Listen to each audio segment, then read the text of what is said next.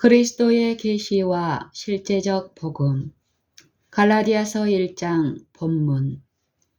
사람들에게서 난 것도 아니요 사람으로 말미암은 것도 아니요 오직 예수 그리스도와 및 죽은 자 가운데서 그리스도를 살리신 하나님 아버지로 말미암아 사도된 바울은 함께 있는 모든 형제로 더불어 갈라디아 여러 교회들에게 우리 하나님 아버지와 주 예수 그리스도로조차 은혜와 평강이 있기를 원하노라. 그리스도께서 하나님 곧 우리 아버지의 뜻을 따라 이 악한 세대에서 우리를 건지시려고 우리 죄를 위하여 자기 몸을 들이셨으니 영광이 저에게 세세토록 있을지어다. 아멘. 그리스도의 은혜로 너희를 부르신 이를 이같이 속히 떠나 다른 복음 좇는 것을 내가 이상히 여기노라. 다른 복음은 없나니 다만 어떤 사람들이 너희를 요란케 하여 그리스도의 복음을 변하려 함이라. 그러나 우리나 혹 하늘로부터 온 천사라도 우리가 너희에게 전한 복음 외에 다른 복음을 전하면 저주를 받을지어다. 우리가 전에 말하였거니와 내가 지금 다시 말하노니 만일 누구든지 너희의 받은 것 외에 다른 복음을 전하면 저주를 받을지어다.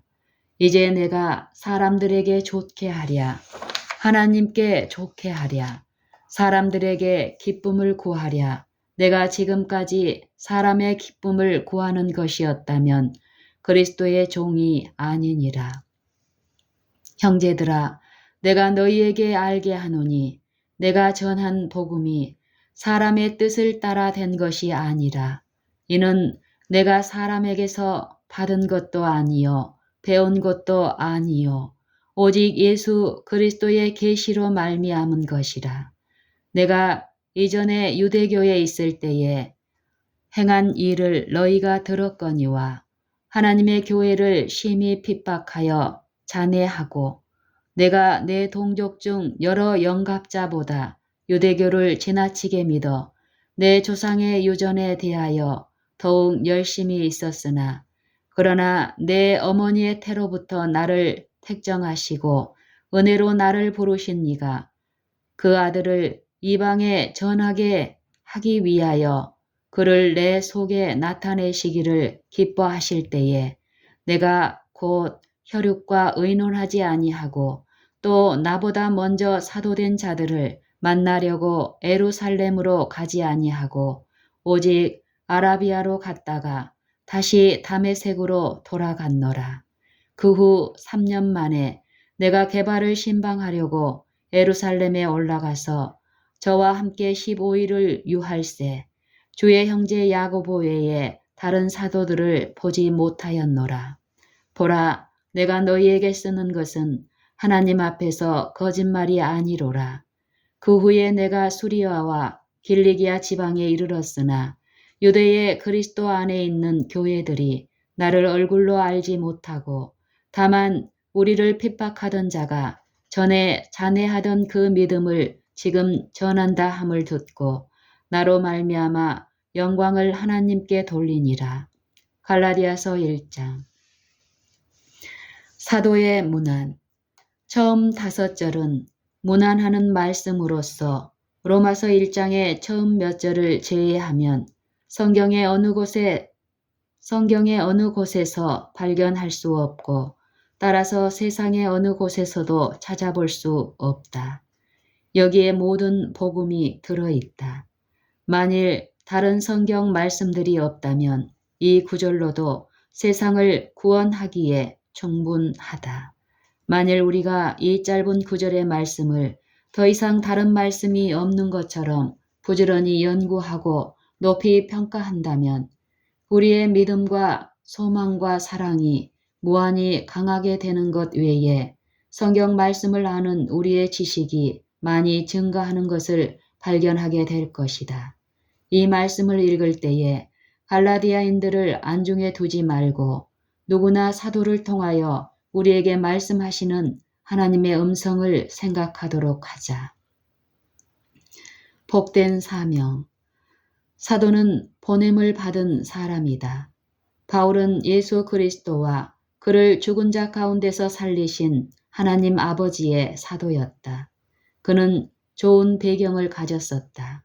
사자를 신임하는 것은 그를 보낸 자의 권위와 사자를 신임하는 것은 그를 보낸 자의 권위와 능력에 대한 신뢰에 따른다.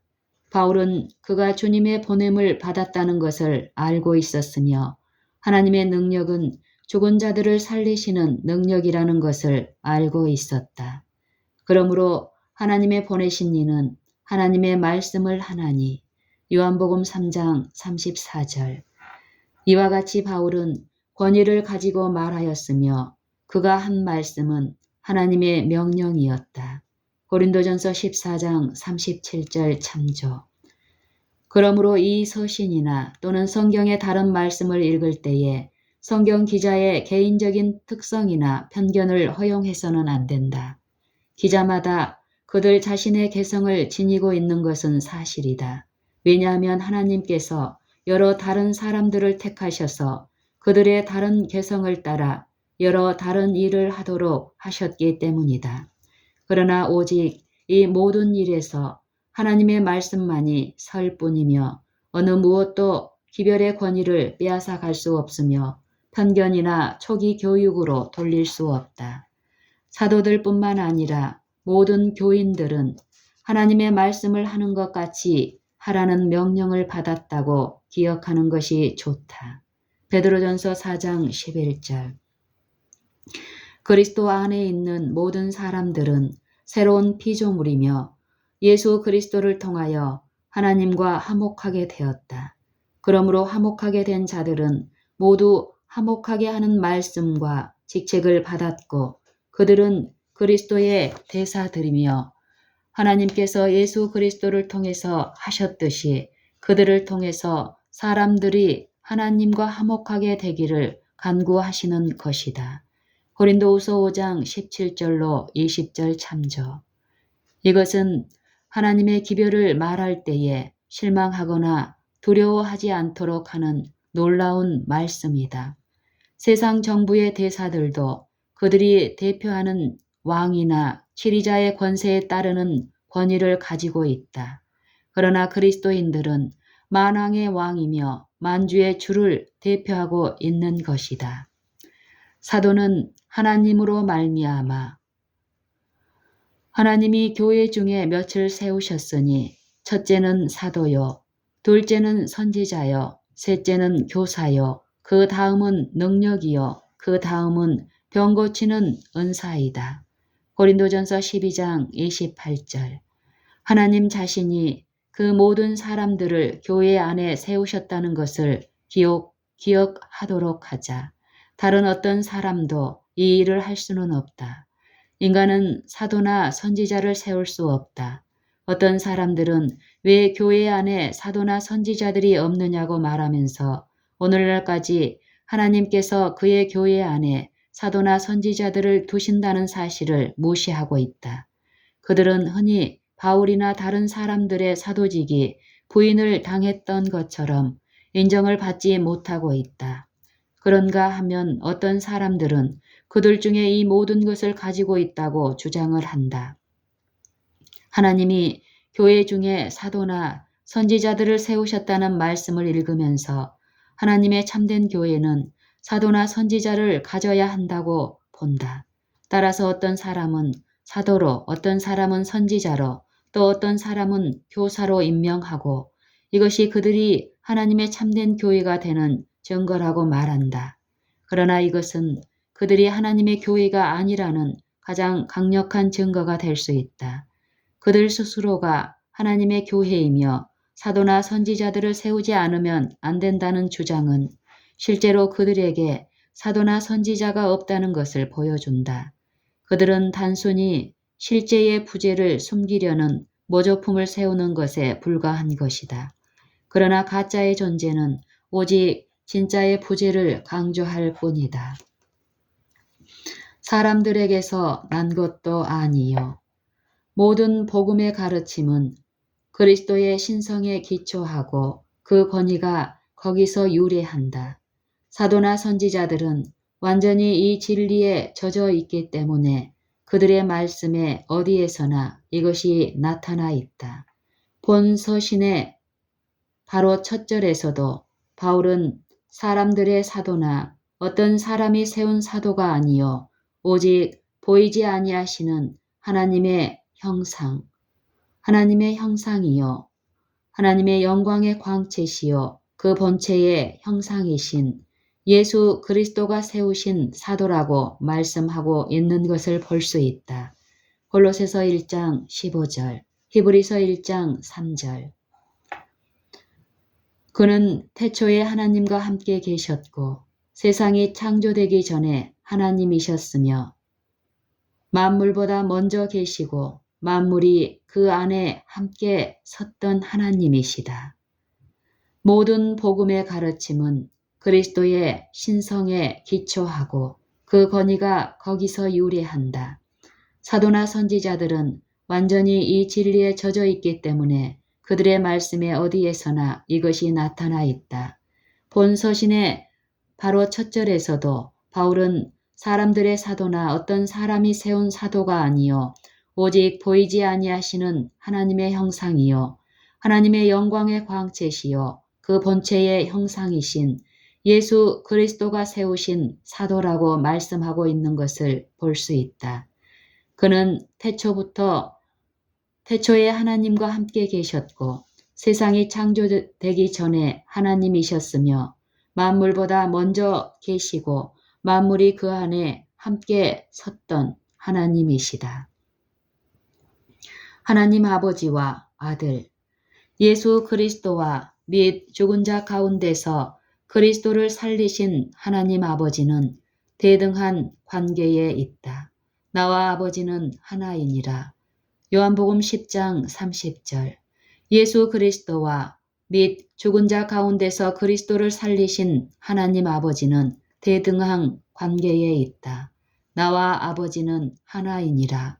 아버지와 아들은 한 보좌에 앉아 계신다. 히브리서 1장 3절, 8장 1절, 계시록 3장 21절 참조. 그들 둘 사이에는 평화의 의논이 있다. 스게랴 6장 12절 13절 참조. 예수님은 육신으로는 다윗의 후손이기는 하셨으나 그의 일생 동안 줄곧 하나님의 아들이셨다. 그러나 성결의 영으로 말미암아 죽은 자 가운데서의 부활로 그의 친자권이 온 만물에게 증명되었다. 로마서 1장 3절 4절 참조. 본 서신은 바울의 사도직과 같은 권위를 가지고 있으며 죽은 자를 부활시키는 권세를 가지셨고 죽은 자 가운데서 부활하신 분으로부터 나온 것이다. 갈라디아의 교회들. 갈라디아는 소아시아에 있는 한 지방으로서 현재는 불란서로 알려진 나라로부터 온 사람들인 갈족들이 그곳에 살고 있었다는 사실에서 그렇게 불리어졌던 것이다. 그들은 기원전 3세기에 그들의 이름을 따서 부르는 지역인 갈라디아에 정착하였다. 그들은 물론 이교도들이고 그들의 종교는 영국의 드로이즈족의 종교와 아주 비슷하였다. 사도행전 16장 6절과 18장 23절에 있는 바와 같이 그들에게 처음으로 기독교를 전파한 사람은 바울이었다. 갈라디아의 나라에 역시 이고니온, 루스드라, 더베가 들어가며 바울이 첫 선교 여행에서 바나바와 함께 이곳을 방문하였었다. 사도행전 14장 참조. 은혜와 평강이 있기를 원하노라. 이것은 주님의 말씀이라는 것을 기억해야 하며 그러므로 사람의 말보다 더 깊은 의미가 있다. 주님께서는 의례적인 인사를 하시지 않는다. 그의 말씀은 실제한다. 말씀하신 일이 동시에 따른다. 하나님의 말씀은 창조를 이루심으로 여기에서는 바로 창조적인 말씀의 형태를 취하고 있는 것이다. 하나님께서 말씀하시기를 빛이 있으라 하심에 빛이 있었고 이렇게 하여 모든 창조 사업이 다 이루어졌다. 저가 말씀하심에 이루었으며 시편 33편 9절 그러므로 여기에서 은혜와 평강이 있기를 원하노라고 말씀하시면 그대로 이루어지는 것이다. 모든 사람에게 구원을 주시는 하나님의 은혜가 나타나 평안을 너희에게 끼치노니 곧 나의 평안을 너희에게 주노라. 디도서 2장 11절 내가 너희에게 평안을 너희에게 끼치노니 곧 나의 평안을 너희에게 주노라. 내가 너희에게 주는 것은 세상에 주는 것 같지 아니하니라. 요한복음 14장 27절 입술에 열매를 짓는 나 여호와가 말하노라. 먼데 있는 사람에게든지 가까운 데 있는 자에게든지 평강이 있을지어다. 평강이 있을지어다. 이사야 57장 19절 하나님께서 은혜와 평강을 보내셔서 모든 사람에게 의와 구원을 가져다 주셨다. 갈라디아 1장 3절의 말씀을 일정의 보조 구절로 다시 말하면 단순히 실제 말문을 열기 위한 지나치는 인사말로 읽지 말고 우리에게 모든 이해를 초월하는 하나님의 평강의 모든 축복들을 가져다 주는 창조의 말씀으로 읽도록 하자. 이 말씀은 예수께서 여인에게 하신 내 죄 사함을 얻었느니라 평안히 가라는 말씀과 같은 말씀이다. 누가복음 7장 48절로 50절 그러므로 그리스도의 평강이 너희 마음을 주장하게 하라.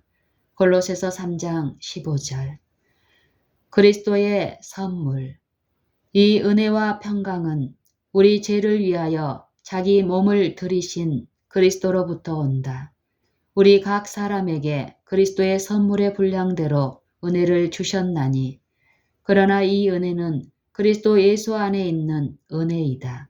에베소서 4장 7절 디모데후서 2장 1절 그러므로 우리 각 사람을 위하여 그리스도 자신을 주신 것을 알 수 있다. 사람이 산다는 사실은 그들에게 그리스도를 주셨다는 증거이다. 왜냐하면 그리스도는 생명이며 이 생명은 사람들의 빛이고 이 생명의 빛이 세상에 와서 각 사람에게 빛이었기 때문이다. 요한복음 1장 4절 9절 그리스도 안에 만물이 존재한다. 골로새서 1장 17절 참조 그러므로 이와 같이 자기 아들을 아끼지 아니하시고 우리 모든 사람을 위하여 내어주셨기 때문에 모든 것을 우리에게 은사로 주지 아니하시고는 달리 어떻게 하실 수 없는 것이다. 로마서 8장 32절 그의 신기한 능력으로 생명과 경건에 속한 모든 것을 우리에게 주셨다. 베드로후서 1장 3절 그리스도 안에서 온 우주를 우리에게 주셨으며 그 안에 있는 충만한 능력이 우리의 것이 되어 죄를 정복하도록 하셨다. 하나님은 우리 각 사람을 모든 창조물만큼이나 귀중하게 여기신다. 그리스도께서 하나님의 은혜로 모든 사람을 위하여 죽음을 맛보셨다. 히브리서 2장 9절 그러므로 세상의 모든 사람이 말할 수 없는 그의 은사를 받았다. 고린도후서 9장 15절 하나님의 은혜를 또는 하나님의 은혜와 또는 한 사람 예수 그리스도의 은혜로 말미암은 선물이 많은 사람에게 넘쳤다. 로마서 5장 15절 더욱 모든 사람에게 넘친 것이다. 왜냐하면 한 범죄로 많은 사람이 정죄에 이른 것 같이 의의 한 행동으로 말미암아 많은 사람이 의롭다 하심을 받아 생명에 이르렀기 때문이다. 로마서 5장 15절 18절 그리스도는 나누이지 않음. 그리스도께서 어찌 나뉘었느뇨? 바울이 너희를 위하여 십자가에 못 박혔으며 라는 질문을 받는다. 고린도전서 1장 13절 그럴 때마다 그렇지 않다고 딱 잘라 대답한다. 그리스도는 모든 사람에게 주어졌고 각 사람이 그의 모든 것을 받는다. 하나님의 사랑은 온 세상을 품지만 역시 각 사람을 골라낸다. 엄마의 사랑이 자녀들 사이에 나뉘어져서 각기 3분의 1, 4분의 1, 5분의 1만 받는 것이 아니다. 엄마의 사랑보다 더욱 완전한 사랑을 가지셨고 그 자신이 사랑이신 하나님은 얼마나 더 하시겠는가. 이사야 49장 15절 참조. 그리스도는 세상의 빛이요 의의 태양이시다. 그러나 빛은 한 무리의 사람들 가운데 나누이지 않는다. 사람들로 가득한 어떤 방이 전등빛으로 환하다면 각 사람이 마치 그 방에 혼자 있는 것처럼 그 빛의 모든 혜택을 다 받는다. 이와 같이 그리스도의 생명은 세상에 난 모든 사람에게 비추이고 그리스도께서 모든 믿는 사람의 마음 속에 충만하게 거하신다. 땅에 하나의 씨를 심으면 많은 씨를 거두게 된다. 모든 씨가 되시는 그리스도께서는 그의 나누이지 않는 모든 생명을 모든 사람에게 주신다. 우리의 죄들을 사심. 그리스도께서는 우리 죄를 위하여 자기 몸을 들이셨다. 다시 말하면 그리스도께서 우리의 죄들을 사시고 그 값을 지불하셨다. 이 말씀은 사실을 간단하게 묘사한 말씀이다. 여기에 사용한 언어는 구입에 관하여 평범하게 사용하는 말이다.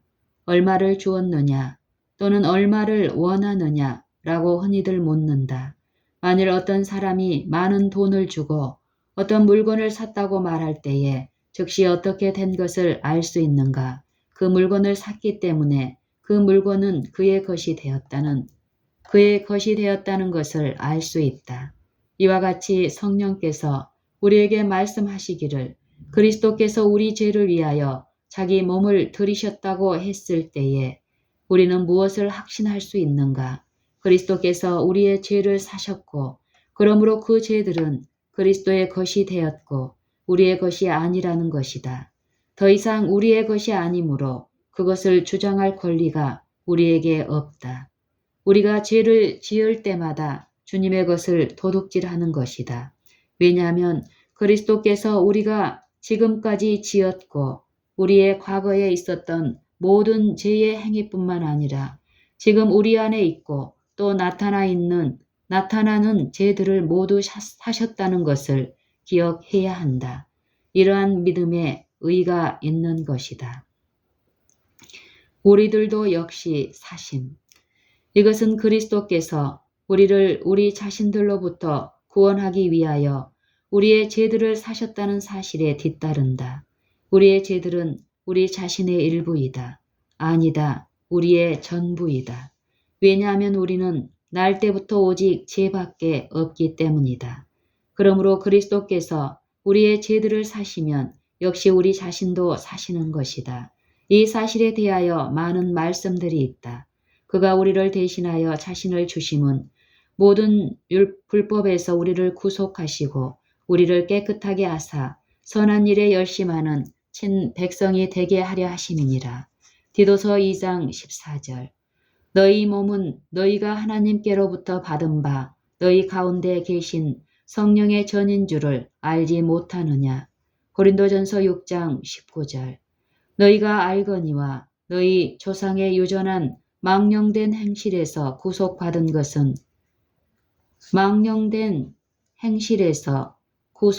것은 은이나 금같이 없어질 것으로 한 것이 아니요 오직 흠없고 점없는 어린 양 같은 그리스도의 보배로운 피로 한 것이니라. 베드로전서 1장 18절 19절. 그의 사랑하시는 자 안에서 우리를 받으심. 복음 사역자들은 너무나 흔히 나는 아주 죄가 많아서 주님께서 받아주시지 않을 것이다 라는 말을 듣는다. 심지어는 오랫동안 그리스도인이라고 자처한 사람들까지도 탄식하면서 하나님께서 그들을 받으셨다는 것을 확신하기를 바라고 있다. 그러나 주님께서는 그러한 의심의 여지를 조금도 주시지 않았다. 받아주셨다는 문제는 우리가 방금 읽은 말씀으로 영원히 해결되는 것이다. 그리스도께서는 우리의 모든 죄와 함께 우리를 사시고 그 값을 지불하셨다. 이것은 곧 우리를 받으셨다는 것을 보여주는 것이다. 사람들이 왜 가게에 가서 물건을 사는가? 그것은 그 물건을 원하기 때문이다. 물건값을 지불하고 그들이 그 산 것을 알기 위하여 살펴보고 있다면 상인은 혹시 구입자가 그 물건을 안 받지는 않을까 하고 걱정하는가? 결코 그렇지 않다. 또 상인은 될 수 있는 대로 빨리 그 물건을 구입자에게 가져다 주어야 하는 것도 알고 있다. 만일 그 물건을 구입자에게 전달해 주지 않는다면 사기죄를 짓는 것이다. 만일 전달하기를 원하지 않는다고 할 때에 구입자가 대수롭지 않게 그래 나는 내 할 일을 했는데 만일 그가 그 물건을 전달하기를 원하지 않는다면 그래도 좋아. 그가 원하면 그 물건을 가지고 있을 수도 있어 라고 말하지는 않을 것이다. 그렇다.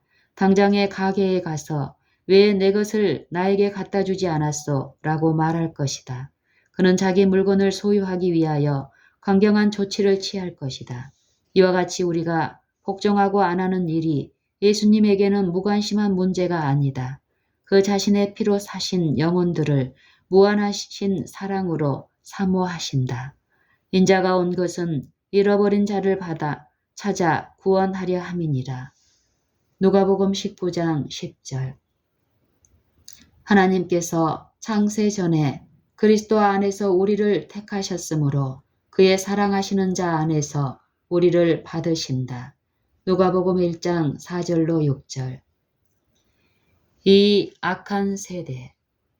그리스도께서 우리 죄를 위하여 자기 몸을 들이신 것은 이 악한 세대에서 우리를 건지시기 위해서였다. 우리로부터 그가 사신 것, 곧 우리의 죄악을 가져가실 것이다. 그렇게 함으로 이 악한 세대에서 우리를 구원하신다. 이것은 곧 이 악한 세대는 바로 우리 자신의 죄 있는 자아라는 것을 말해준다. 이것은 곧 육신의 정욕과 안목의 정욕과 이생의 자랑이다. 우리 자신이 세상에 있는 모든 악을 만든다. 이 세상을 악하게 만든 것은 사람이다. 한 사람으로 말미암아 죄가 세상에 들어오고 죄로 말미암아 사망이 왔나니 이와 같이 모든 사람이 죄를 지었으므로 사망이 모든 사람에게 이르렀느니라. 로마서 5장 12절. 우리는 다른 사람을 비난할 필요가 없다. 우리 자신이 우리를 상하게 할 수 있는 모든 악을 제공하고 있는 것이다. 난폭한 성질로 늘 죄를 짓는 어떤 사람의 이야기를 들은 일이 있다. 그는 자주 몹시 화를 내곤 했었다. 그는 모든 책임을 함께 살고 있는 사람들에게 돌리고 그들이 자신을 화나게 만든다고 했다. 그는 어느 누구도 이런 사람들 가운데서는 올바로 행할 수 없다고 말하고는 다른 많은 사람들이 했었던 것처럼 이 세상을 떠나서 운동자가 되기로 결심을 하였다. 그래서 그는 그의 거처를 다른 사람들로부터 멀리 떨어져 있는 숲속에 있는 한 동굴을 선택하였다. 아침에 그는 아침 식사를 준비하려고 물동이를 들고 물을 길러 근처에 있는 샘에 갔었다. 바위에 이끼가 끼어 있는데 계속 물이 흐르고 있기 때문에 매우 미끄러웠다. 물동이를 흐르는 물 속에 넣었을 때 미끌려 내려갔다. 다시 제대로 놓으면 또 밀려 내려갔다. 2번, 3번. 이 일을 되풀이하였다. 매번 물동이를 제자리에 가져다 놓을 때마다 더욱 힘이 들었다. 마침내 그 운동자의 힘은 완전히 다하였다. 더 이상은 붙들 수가 없구나 하고 소리치면서 그 물동이를 온 힘을 다해서 번쩍 들어 제자리에 놓았더니 산산조각이 나버렸다. 그곳에는 자기 자신 외에는 책임을 돌릴 다른 사람이 없었다. 드디어 그에게 죄를 짓게 하는 것은 주위의 세계가 아니고 그 자신 안에 있는 세계라는 것을 알게 되었다. 의심할 여지 없이 아주 많은 사람들이 이 이야기가 곧 그들 자신의 경험이라는 것을 인정할 수 있을 것이다. 루터는 세상을 도피하여 수도원에 갔었지만 그곳에서 그의 죄가 어느 때보다 더 심한 것을 알았다. 우리가 어디를 가든지 이 세상을 항상 지니고 다닌다. 우리는 이 무겁고 짓누르는 짐을 우리의 마음과 등에 지고 있다. 우리가 선을 행하려고 할 때에 악이 함께 있는 것을 발견한다. 로마서 7장 21절. 이 악한 세대가 항상 함께 있으므로 탄식하고 절망하여 오라 나는 공고한 사람이로다. 이 사망의 몸에서 누가 나를 건져내려고 소리친다. 그리스도 자신도 인간으로부터 멀리 떨어진 광야에서 가장 큰 시험을 만나셨었다. 이 모든 것은 온돈 생활이나 수도 생활이 하나님의 계획에서 들어있지 않다는 것을 우리에게 가르쳐 준다. 하나님의 백성은 세상의 소금이다. 소금이 아무리 좋다 하더라도 상자 속에 들어있으면 아무런 소용이 없다. 소금은 썩지 않도록 하고자 하는 물건과 섞여야 한다. 구원. 하나님께서는 약속하신 그것을 또한 능히 이루실 수 있다. 로마서 4장 21절. 우리의 온갖 구하는 것이나 생각하는 것에 더 넘치도록 능히 하실 수 있다. 에베소서 3장 20절. 능히 너희를 보호하사 거침이 없게 하시고 너희로 그 영광 앞에 흠이 없이 즐거움으로 서게 하실 수 있다. 유다서 24절. 우리의 죄를 대속하기 위하여 자기의 몸을 들이시고 우리를 구원하고자 하셨으므로 헛되이 돌아가시지 않으셨다. 구원은 우리의 것이 되었다.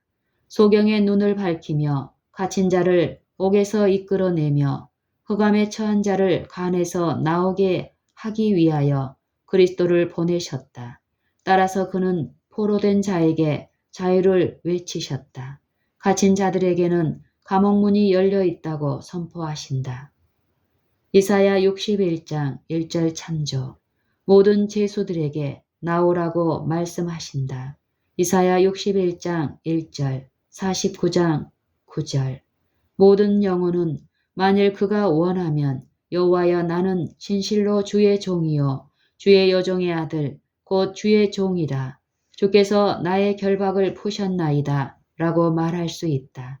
우리가 이것을 믿든 또는 믿지 않든지 간에 이것은 사실이다. 아무리 섬기기를 완고하게 거절한다고 하더라도 우리는 주의 종들이다. 왜냐하면 주께서 우리를 사셨고 또 우리를 사셨기 때문에 주를 섬기지 못하게 하는 모든 결박을 다 푸셨다. 만일 우리가 믿기만 하면 세상을 이긴 이김은 우리의 것이다. 요한일서 5장 4절, 요한복음 16장 33절 참조. 우리에게 주신 기별은 우리의 복역의 때가 끝났고 우리의 죄악의 사함을 입었느니라는 것이다. 이사야 40장 2절. 하나님께서 우리에게 승리를 주셨다는 것을 보기 위하여 이스라엘 백성이 여리고 앞에서 한 것처럼 우리도 소리쳐 외치기만 하면 된다. 하나님께서 그 백성을 돌아보사 속량하셨다. 누가복음 1장 68절. 구원자가 시온에서 오사 야곱에게서 경건치 않은 것을 돌이키시겠고 로마서 11장 26절. 우리 주 예수 그리스도로 말미암아 우리에게 이김을 주시는 하나님께 감사하노니. 고린도전서 15장 57절. 나의 죄, 오, 이 얼마나 영광스러운 축복인가. 조금도 아니고 나의 모든 죄를 그의 십자가에 못 박았으니 이제는 내가 죄가 없다네. 오, 내 영혼이여 주님을 찬양하라. 주님을 찬양하라. 하나님의 뜻. 이 모든 구원은 하나님 곧 우리 아버지의 뜻을 따라 된 것이다. 하나님의 뜻은 우리의 거룩함이다. 하나님께서는 모든 인간이 구원을 받고 진리를 아는 지식에 이르기를 원하신다. 살전 4장 3절, 디모데 전서 2장 4절. 그런데 하나님께서는 모든 일을 그 마음의 원대로 역사하신다. 에베소서 1장 11절. 무슨 말을 하는가? 만인 구원론을 가르치고 있다는 말인가? 우리는 단순히 하나님의 말씀에서 가르치는 모든 사람에게 구원을 주시는 하나님의 은혜가 나타났다는 말씀을 가르치려고 하는 것이다. 디도서 2장 11절. 하나님께서 모든 사람을 위하여 구원을 완성하시고 그 구원을 각 사람에게 주셨다. 그러나 대다수의 사람들이 그 구원을 거절하고 던져버린다. 심판은 그 완전함과 충만한 구원을 모든 사람에게 주셨지만 구원을 받지 못한 사람들은 고의로 그들의 나면서부터 얻는 권리와 소유를 버렸다는 사실을 드러낼 것이다. 이리하여 모든 입은 다물게 될 것이다.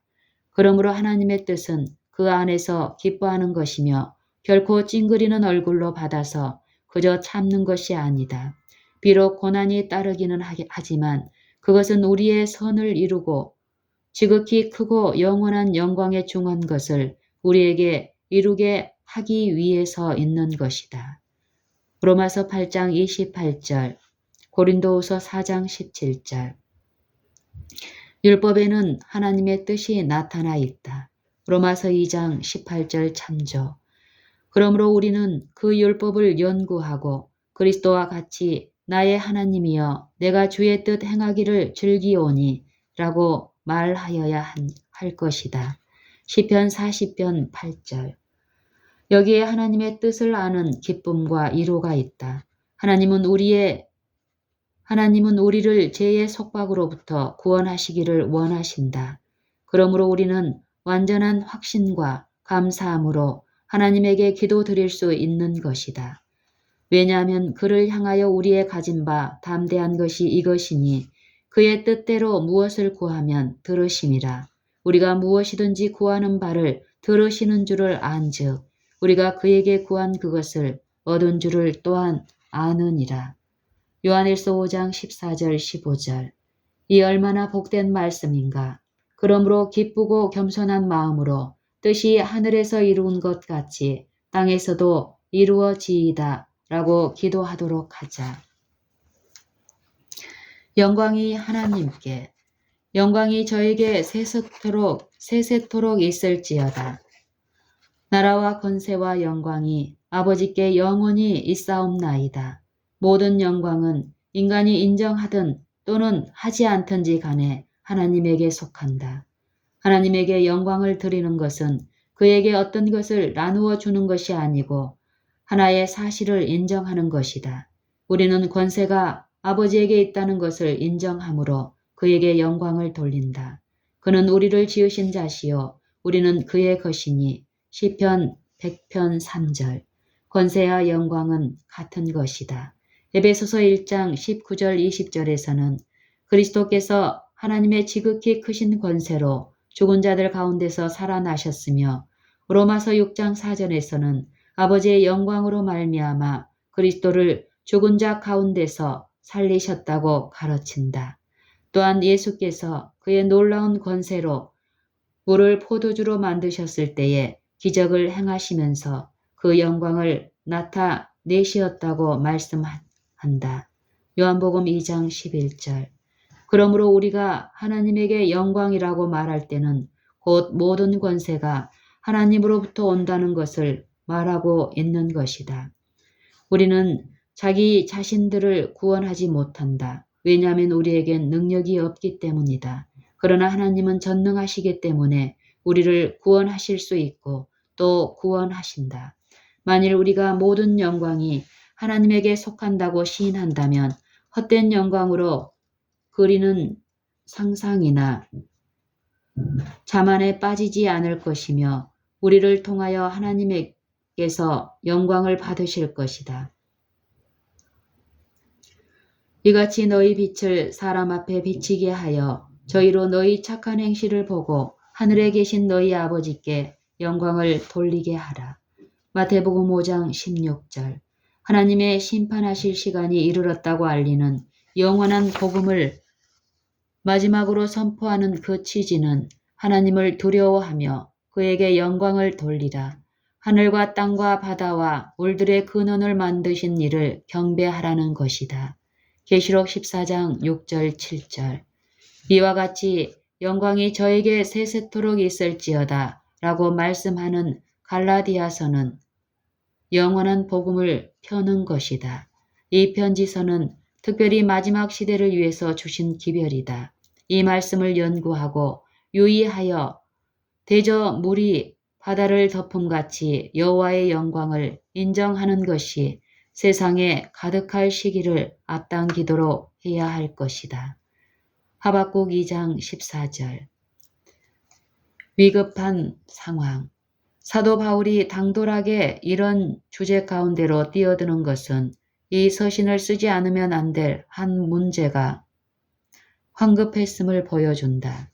그의 마음은 불이 붙는 듯하여 펜을 들었으며 멸망으로 치달아가는 영혼들을 구원하려는 책임을 그의 마음에 느끼는 자만이 쓸 수 있는 서신을 썼었다.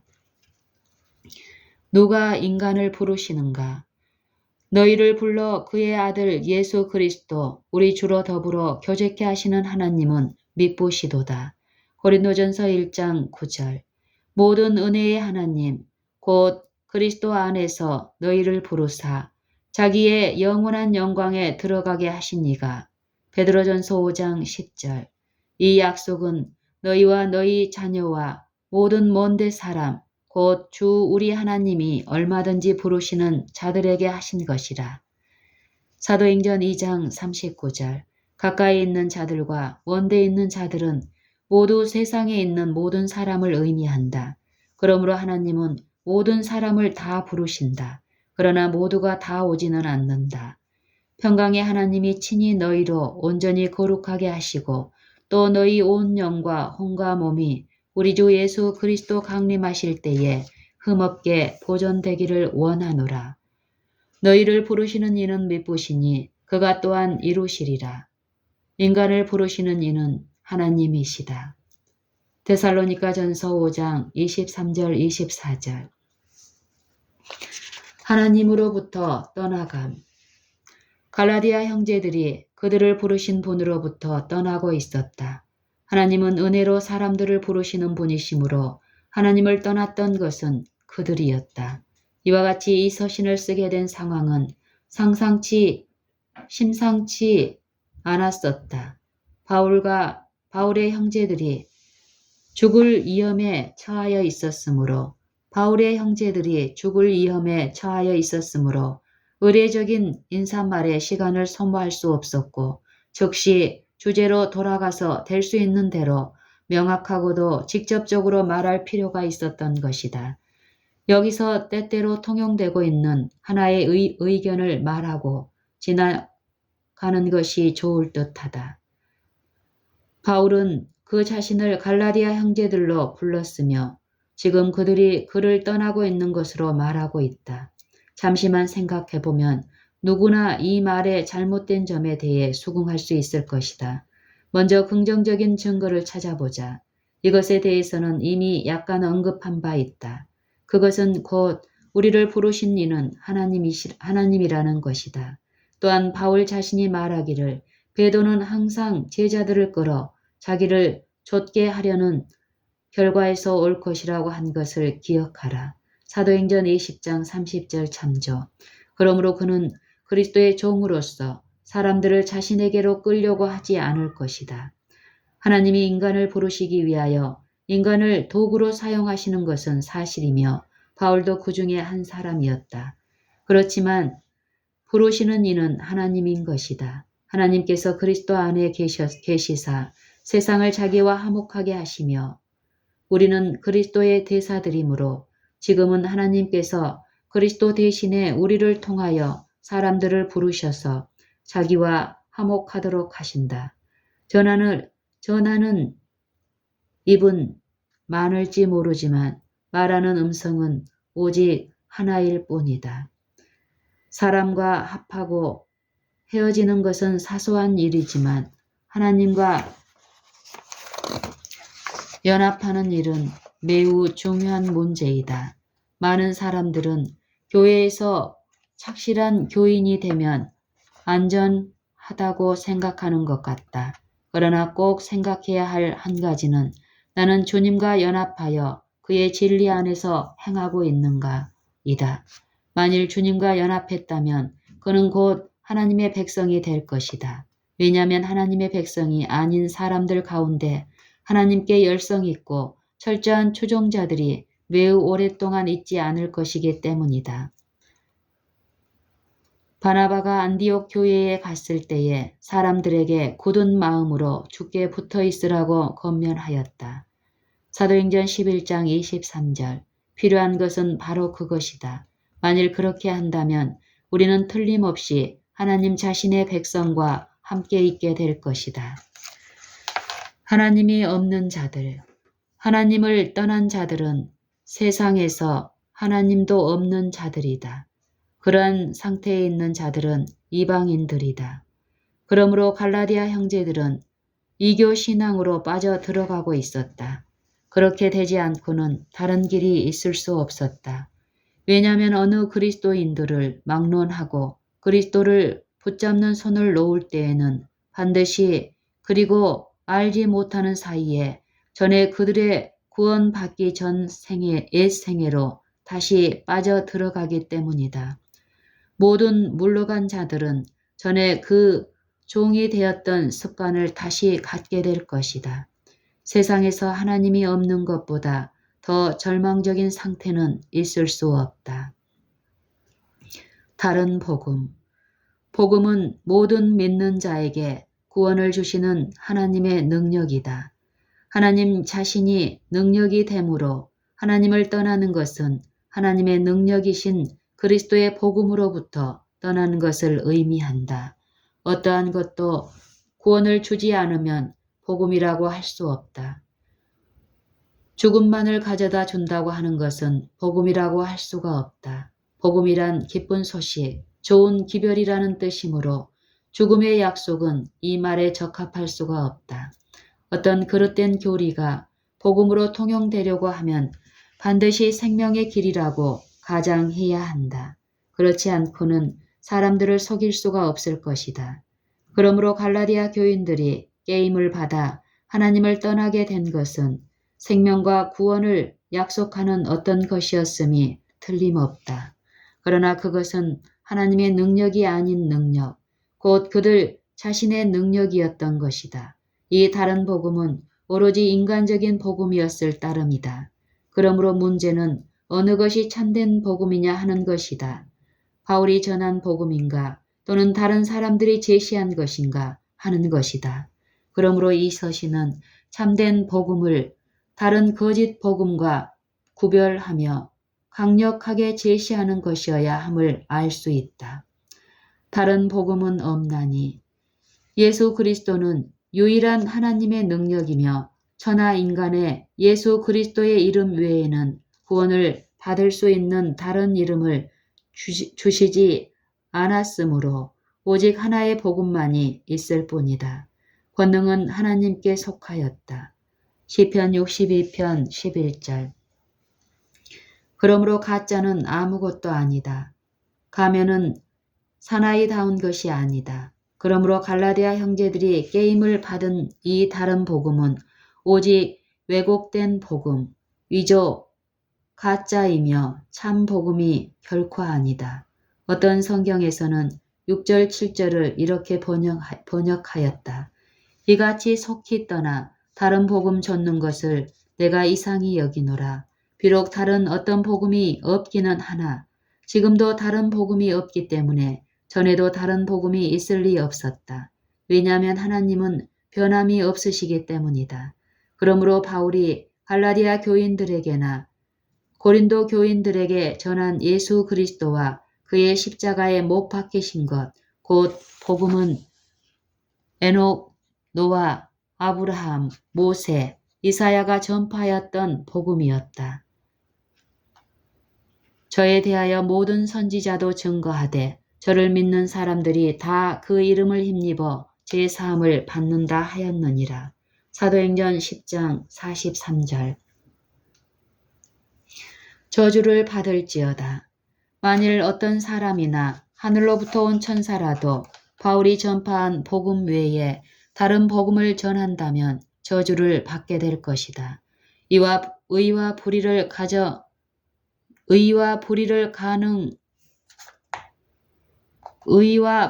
가늠하는 두 개의 표준이 있다. 오늘날 저주를 가져다 주는 것은 5,000년 전에도 같은 결과를 가져왔었을 것이다. 이와 같이 구원의 길은 예나 지금이나 동일하였음을 알 수 있다. 아브라함에게도 천사를 보내어 복음을 전파하였으며 선지자들도 복음을 전파하였다. 갈라디아서 3장 8절, 베드로전서 1장 11절 12절. 그러므로 만일 그들이 전한 복음이 바울이 전한 복음과 달랐었다면 저주를 받았었을 것이다. 왜 다른 복음을 전파하면 저주를 받아야 하는가?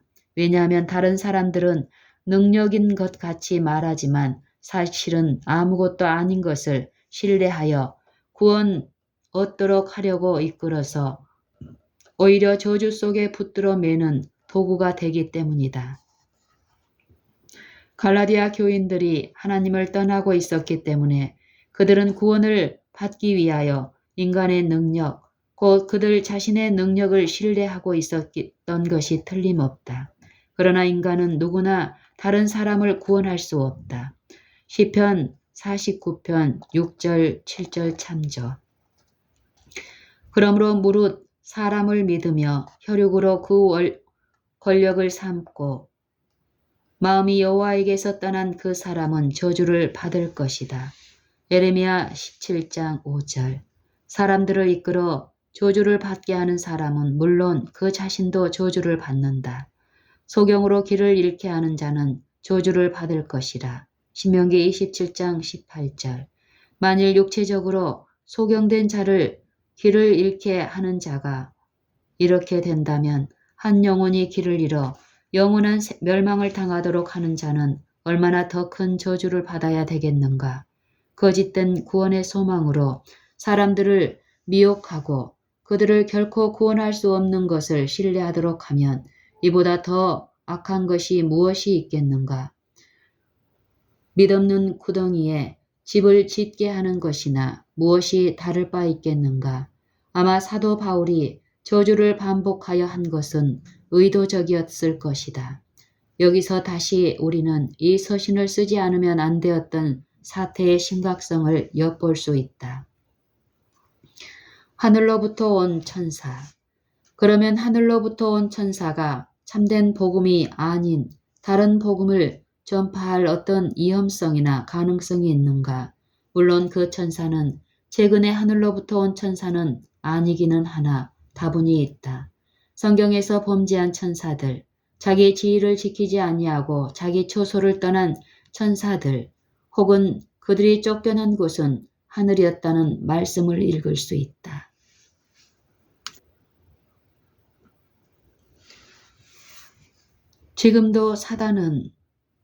지금은 사단도 자기를 광명의 천사로 가장하나니 그러므로 사단의 일꾼들도 자기를 의의 일꾼으로 가장하는 것이 또한 큰일이 아니라.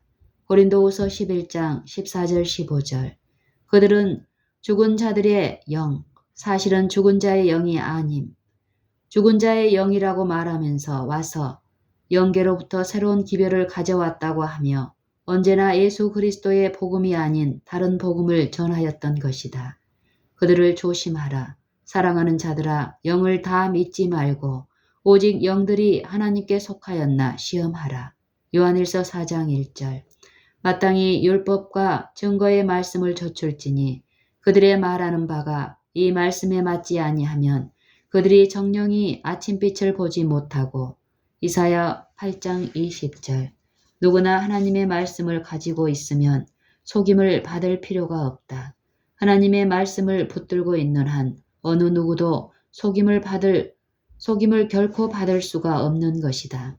말씀은 길을 비추어 주는 빛이다. 사람들에게 기쁨을 구하랴. 처음 3세기 동안 교회가 이교 신앙의 영향을 받도록 교인들이 묵인하였으며 많은 개혁이 일어났음에도 불구하고 여전히 많은 이교 신앙이 남아 있었다. 그래서 이제 이것으로 말미암아 사람들을 즐겁게 하려는 결과가 오게 되었다. 감독들은 복음의 몇몇 엄격한 원칙들을 완화시키면 이교 신자들에게 영향을 끼칠 수 있다고 생각하였으며 그들 역시 그렇게 행하였으므로 교회는 부패하게 되었다. 자아 사랑이 항상 사람을 즐겁게 하려는 노력의 밑바탕에 있다. 감독들은 흔히 의식하지 않고 제자들을 그들에게 끌려고 원하였다.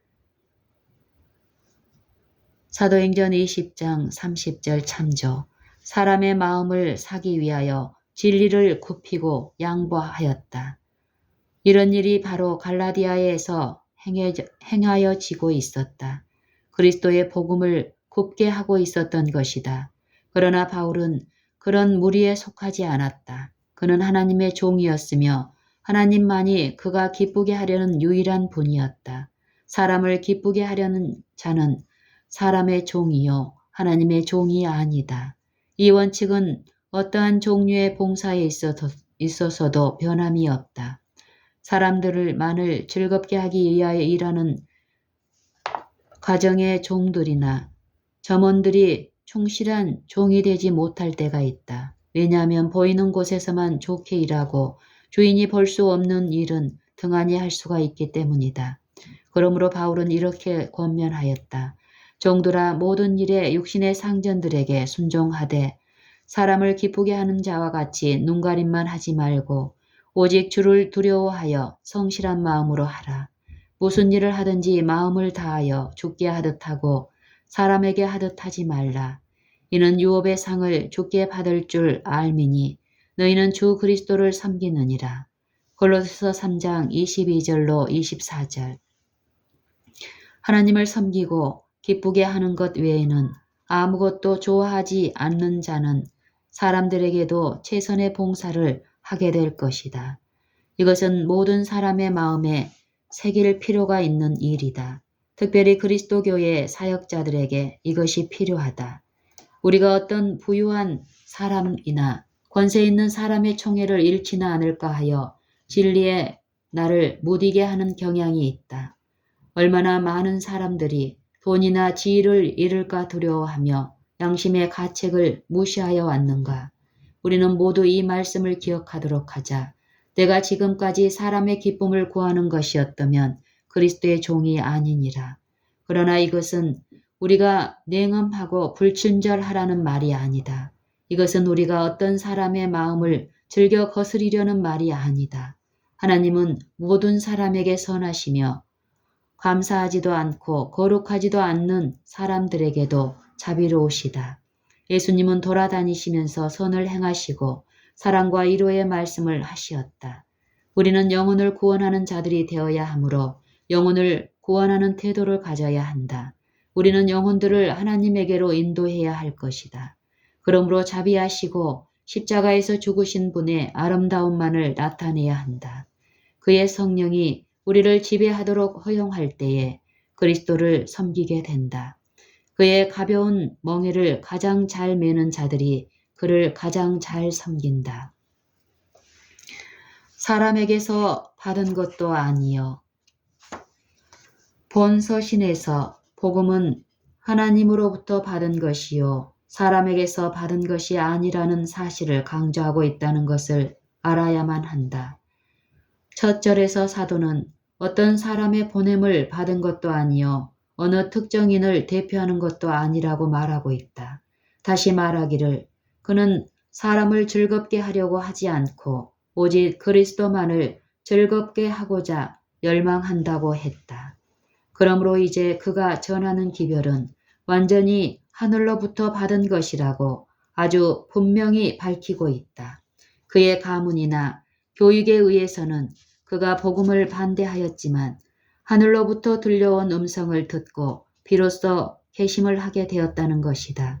그의 개심에 관한 기록을 사도행전 9장 1절로 22절과 23장 3절로 16절, 26장 9절로 20절에서 읽어보자. 그가 하나님의 성도들을 위협하고 죽이려 하여 가는 길에 주님 자신이 그에게 직접 나타나셨던 것이다. 개심의 경험이 동일한 사람은 한 사람도 없지만 그러나 그 원칙은 모두 동일하다. 그러므로 누구나 바울과 같이 개심하여야 한다. 그 경험이 그렇게 두드러지지는 않더라도 만일 그것이 진정한 계심이라면 그것은 바울의 계심과 같이 하늘로부터 받은 계시임에 틀림없다. 내 모든 자녀는 여호와의 교훈을 받을 것이니. 이사야 54장 13절. 하나님께 듣고 배운 사람마다 내게로 오느니라. 요한복음 6장 45절. 너희는 주께 받은 바 기름 부음이 너희 안에 거하나니 아무도 너희를 가르칠 필요가 없고 오직 그의 기름 부음이 모든 것을 너희에게 가르치며 또 참되고 거짓이 없으니 너희를 가르치신 그대로 주 안에 거하라. 요한일서 2장 27절.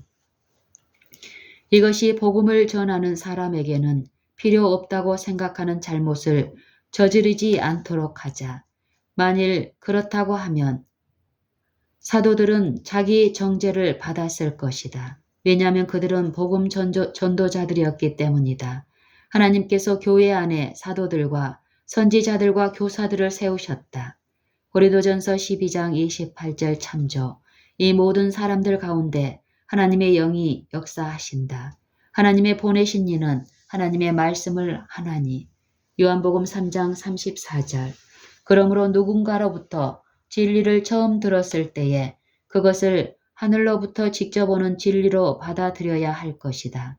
성령은 하나님의 뜻을 행하고자 하는 자들에게 그들이 진리를 보거나 듣자마자 그 진리가 무엇이라는 것을 말할 수 있도록 해준다.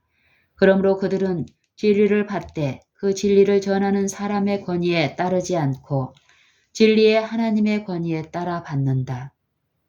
우리도 사도 바울처럼 우리가 가지고 있고 가르치는 진리에 대하여 확신할 수가 있다. 그러나 누구나 자기의 믿음을 합리화하기 위하여 어떤 존경받는 전도자나 신학 박사의 이름을 들먹이거나 또는 그가 신뢰하는 어떤 사람에게 비중을 더 둔다면 그 자신은 그가 믿는다고 하는 진리가 무엇이라는 것을 알지 못한다고 할 수가 있을 것이다. 그것이 비록 진리일지는 모르지만 그 자신은 그것이 진리라는 것을 모른다. 진리를 아는 것은 각 사람의 특권이다. 요한복음 8장 31절 32절 참조. 그러므로 진리를 직접 하나님으로부터 받았을 때에 수백만 명의 위대한 사람들의 이름이라도 그 권위에는 한치라도 보탬이 되지 못하며 또 지상의 모든 위대한 사람들이 그것을 반대한다고 할지라도 그의 확신은 조금도 흔들리지 않는다. 왜냐하면 반석 위에 집을 짓는 것은 그만큼 위대한 일이기 때문이다. 예수 그리스도의 계시. 이것은 단순히 예수 그리스도로부터 받은 하나의 계시가 아니고 예수 그리스도의 계시라는 것에 유의하기 바란다.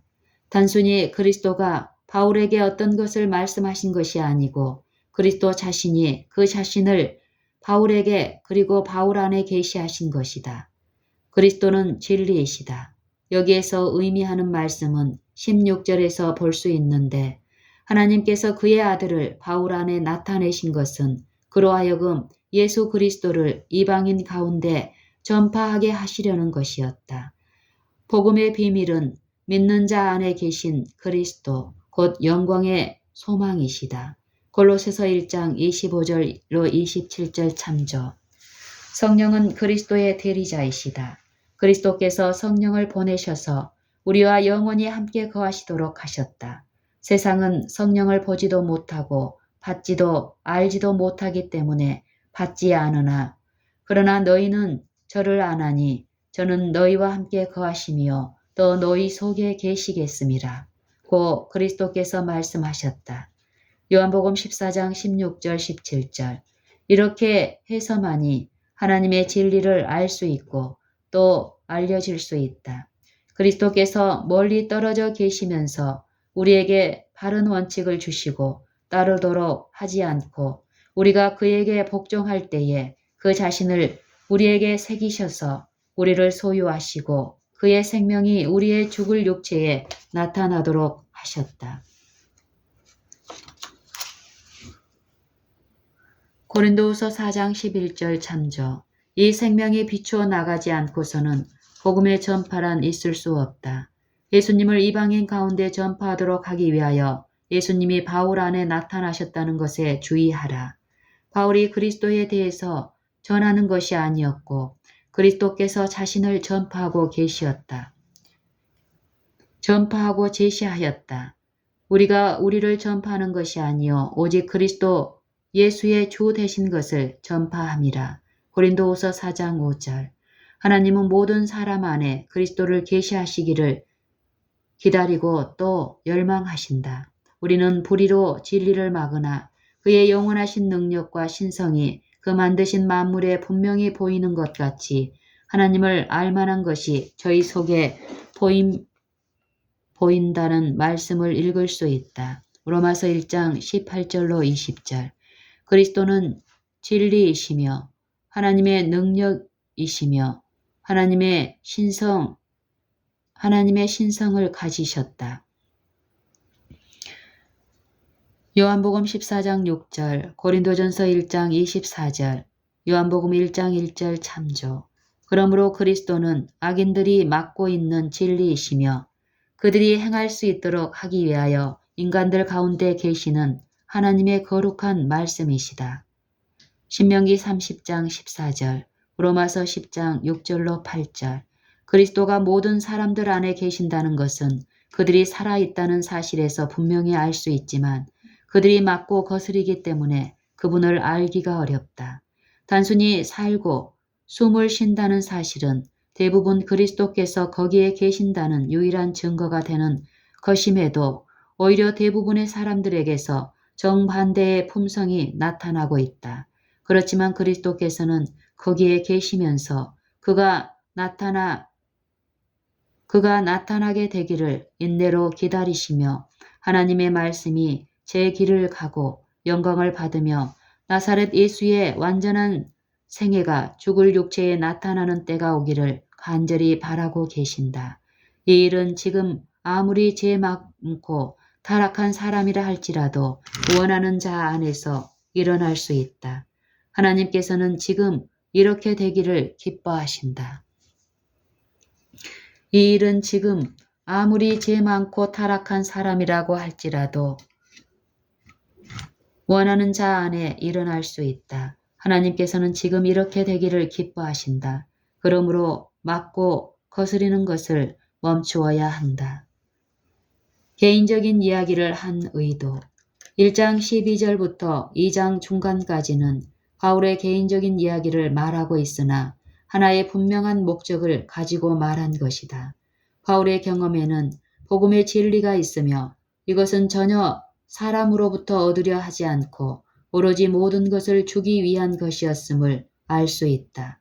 사도 바울은 그의 모든 초기 생애가 복음의 감화와는 전혀 반대되는 것이었음을 말하고 있다.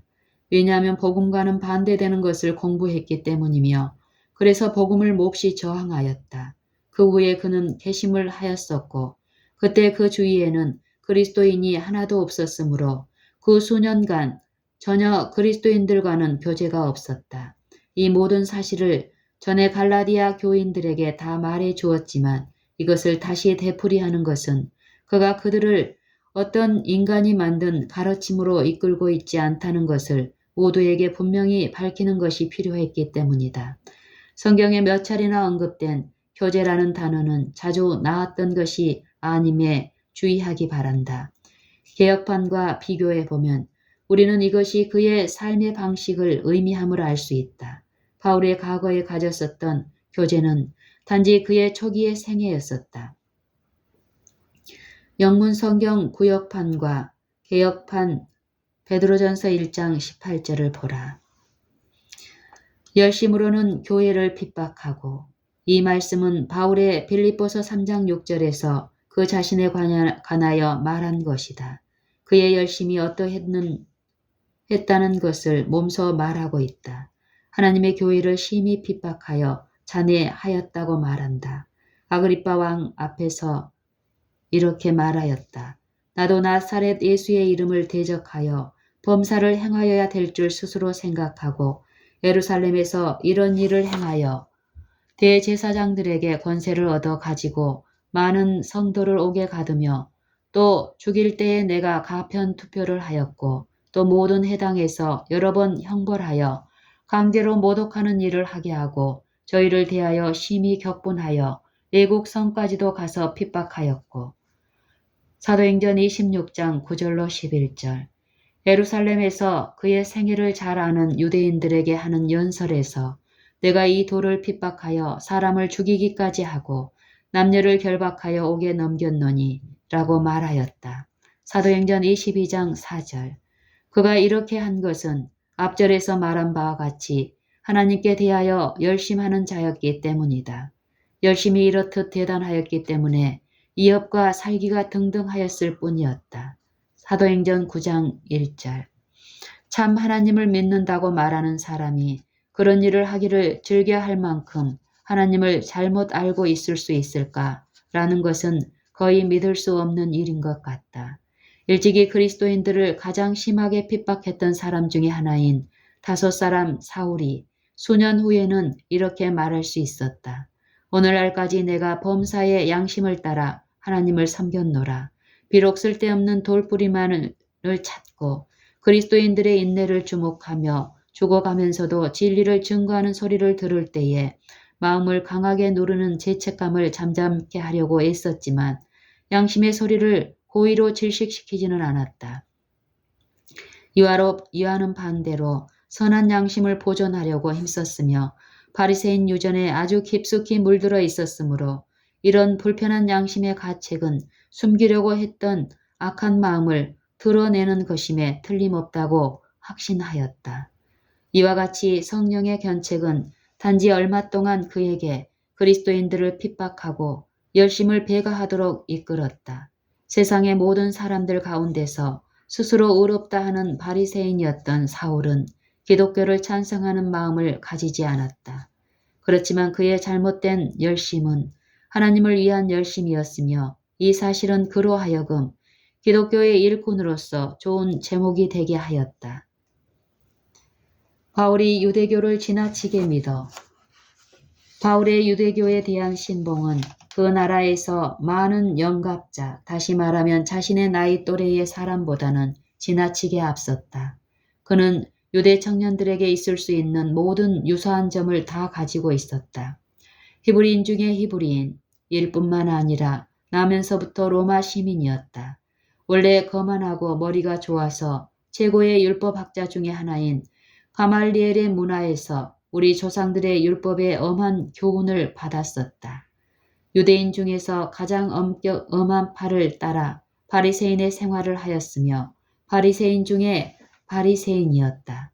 그러므로 다른 어느 사람보다도 조상의 유전에 대하여 더욱 열심히 있었다. 어른이 되어서는 그리스도인들이 사형 선고를 받을 때에 가편 투표를 하였다는 사실로 보아 그는 유대인의 대의회인 사네드린의 회원이었다. 이 위에 덧붙여 말하면 대제사장의 신임을 얻고 있어서 그 나라의 모든 해당장들에게 보내는 소개서를 쉽게 받았고 그래서 이단자는 누구나 잡아서 결박할 수 있는 권세를 가지게 되었다. 그는 참으로 전도가 유망한 청년으로서 유대 지도자들이 자랑과 희망을 가지고 그를 보았으며 유대 나라와 종교를 전에 누렸던 영광으로 회복하는 데 많은 기여를 할 것이라고 믿었다. 세상적인 견지에서 볼 때에 사울의 앞에는 유망한 장래가 있었지만 그러나 무엇이든지 그에게 유익하던 것을 그리스도를 위하여 모두 해로 여겼고 모든 것을 잃어버렸다. 빌립보서 3장 7절 8절 조상의 유전은 그리스도의 교가 아님. 바울은 내가 내 동족 중 여러 영갑자보다 유대교를 지나치게 믿어 내 조상의 유전에 대하여 더욱 열심히 있었으나 라고 말했다. 유대교는 하나님과 예수 그리스도의 교가 아니고 인간의 유전이었다고 보기가 쉽다. 유대교를 구약의 교리라고 생각하는 것도 큰 잘못이다.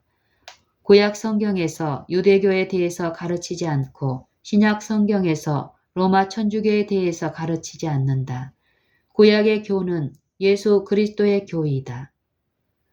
그의 성령이 선지자들 속에 계셨고 그들의 마음을 감동하여 후에 사도들이 전하였던 똑같은 복음을 전파하도록 하였다. 베드로전서 1장 10절로 12절. 바울이 유대교에 있었을 때에 구약 성경을 날마다 읽고 들었지만 깨닫지 못했기 때문에 믿지 않았다. 만일 그가 믿었었다라면 그리스도를 믿었을 것이다. 예루살렘에 사는 자들과 저희 관원들이 예수와 및 안식일마다 외우는 바 선지자들의 말을 알지 못하므로 예수를 정죄하여 선지자들의 말을 응하게 하였도다. 사도행전 13장 27절. 조상들의 유전이 하나님의 계명을 범하도록 하였다. 마태복음 15장 3절. 하나님은 유대 백성에 대하여 이렇게 말씀하셨다. 이 백성이 입술로는 나를 존경하되 마음은 내게서 멀도다. 사람의 계명으로 교훈을 삼아 가르치니 나를 헛되이 경배하는도다. 마태복음 15장 8절 9절. 안식일에 지도자들이 회당에서 성경 말씀을 읽었으며 이런 가르침에는 책망이 없었다. 예수께서 서기관들과 바리새인들이 모세의 자리에 앉았으니 그러므로 무엇이든지 저희의 말하는 바는 행하고 지키되 저희의 하는 행위는 본받지 말라. 저희는 말만 하고 행치 아니하며 라고 말씀하셨다. 마태복음 23장 2절 3절. 예수께서는 모세와 그의 글에 대하여 조금도 정죄하는 말씀을 아니하셨다. 유대인들에게 말씀하시기를 모세를 믿었다면 또 나를 믿었으리니 이는 그가 내게 대하여 기록하였습니다. 요한복음 5장 46절. 그러므로 서기관들이 성경에서 읽고 명하는 것은 모두 따라야 하지만 그들의 본을 따라서는 안 되는 것이었다. 왜냐하면 성경 말씀에 그들이 순종하지 않았기 때문이다. 그리스도께서 그들에 대하여 말씀하시기를 또 무거운 짐을 묶어 사람의 어깨에 지우되 자기는 이것을 한 손가락으로도 움직이려 하지 아니하며 마태복음 23장 4절. 이런 것들은 하나님의 계명이 아니었다. 그의 계명들은 무거운 것이 아니로다. 요한일서 5장 3절. 그리고 그 무거운 짐들은 그리스도의 짐이 아니었다. 왜냐하면 그의 짐은 가볍기 때문이다. 마태복음 11장 30절. 우리는 갈라디아 신자들을 유혹하려고 했던 유대 교사들에 대해서 많이 들었고 다른 복음을 가르치고 있었던 그들이 유대인들이었다는 것도 알고 있다. 그러나 이들 유대 교사들이 새로운 개종자들에게 성경을 전하였다거나 또는 모세가 쓴 성경을 따르게 하려고 했다는 생각하는 모세가 쓴 성경을 따르게 하려고 했다고 생각하는 잘못에 빠져서는 안 된다. 그러나 이들 유대 교사들이 새로운 개종자들에게 성경을 전하였다거나 또는 모세가 쓴 성경을 따르게 하려고 했다고 생각하는 잘못에 빠져서는 안 된다. 결코 그렇지 않았었다. 성경을 떠나도록 인도하였으며 성경의 가르침 대신에 인간의 계명을 가르쳤던 것이다. 이것 때문에 바울의 마음이 상했던 것이다. 유대교는 율법과 선지자와 시편에서 가르치는 하나님의 교와는 전혀 달랐었다. 복음을 위하여 택정함을 입었으니 이 말씀은 바울이 로마서에서 자신을 묘사하여 사도로 부르심을 받아 하나님의 복음을 위하여 택정함을 입었으니 라고 한 말씀이다. 로마서 1장 1절. 이와 같은 방법으로 바울은 하나님이 내 어머니의 태로부터 나를 택정하시고 은혜로 나를 부르셨다고 말한다. 사울 자신이 그리스도인이 되리라고 미처 생각하기 전에 하나님이 사울을 사도로 선택하신 것은 성경 말씀으로 볼 때에 분명하다. 그는 이업과 살기가 등등하여 남녀를 불구하고 모든 그리스도인을 잡아서 결박하며 투옥시킬 수 있는 완전한 권세를 가지고 다메섹으로 가는 길을 가고 있었다. 그런데 사울이 갑자기 가던 발걸음을 멈추었다. 인간의 권세의 손에 의해서가 아니고 하나님의 넘치는 영광에 의하여 정지되었다.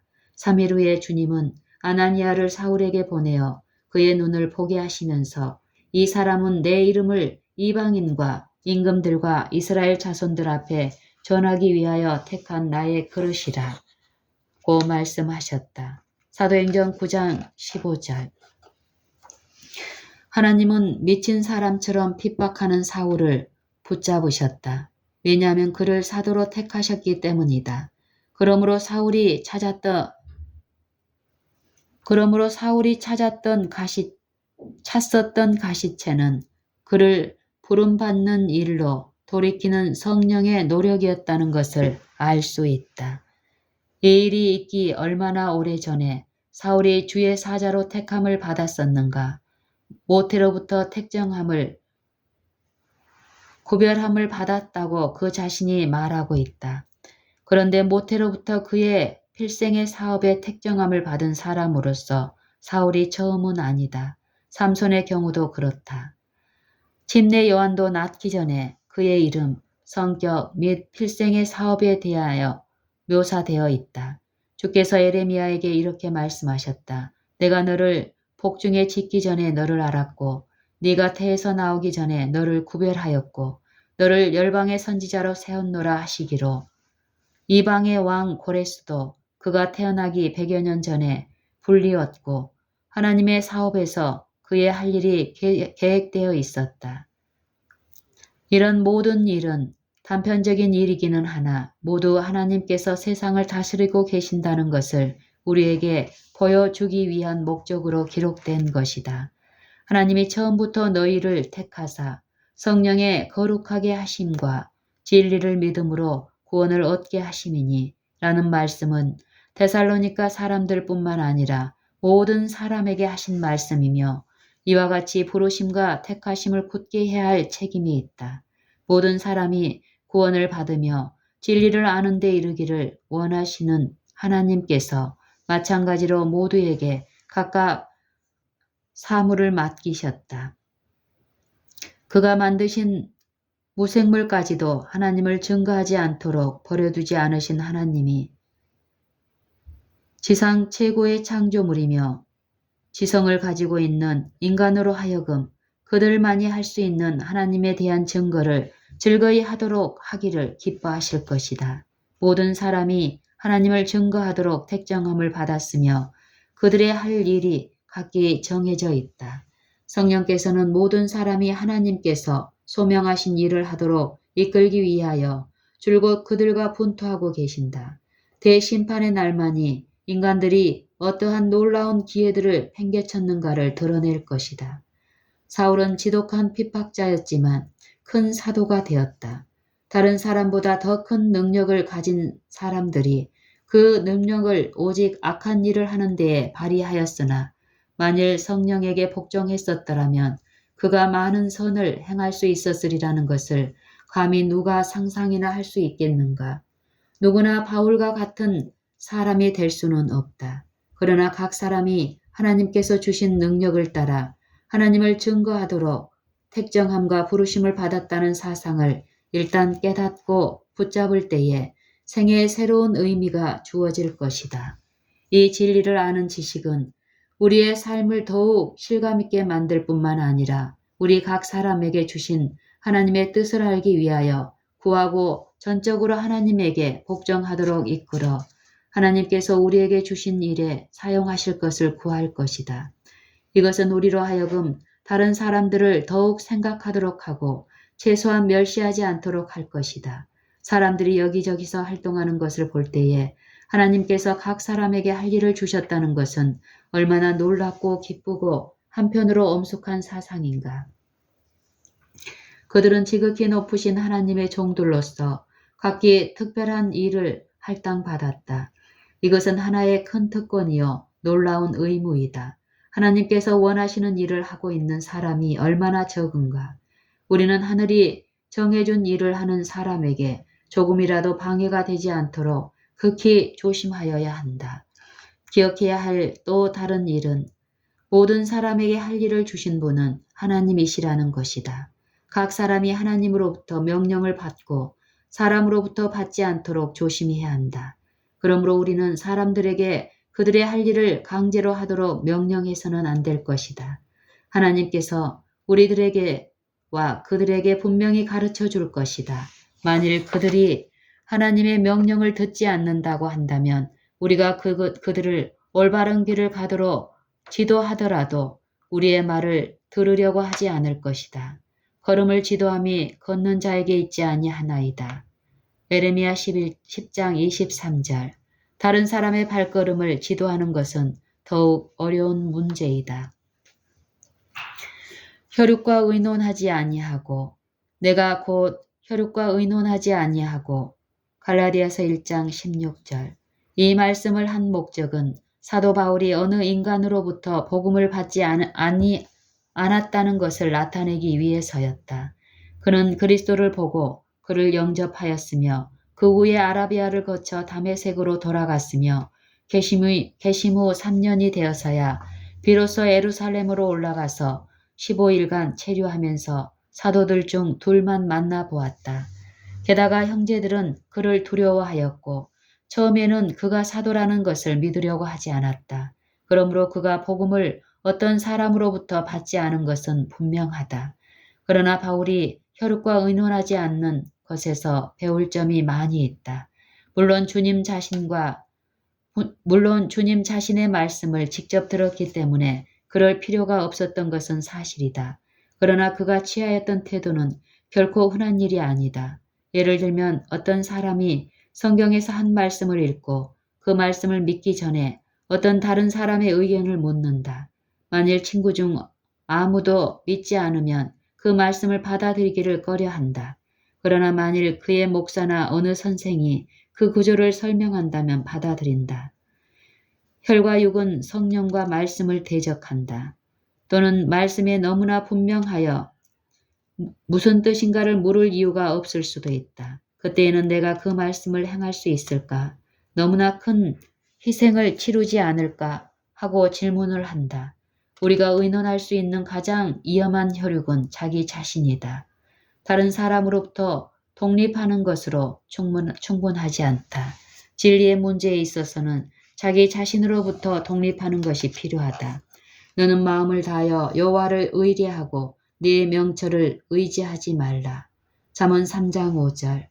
자기의 마음을 믿는 자는 미련한 자요.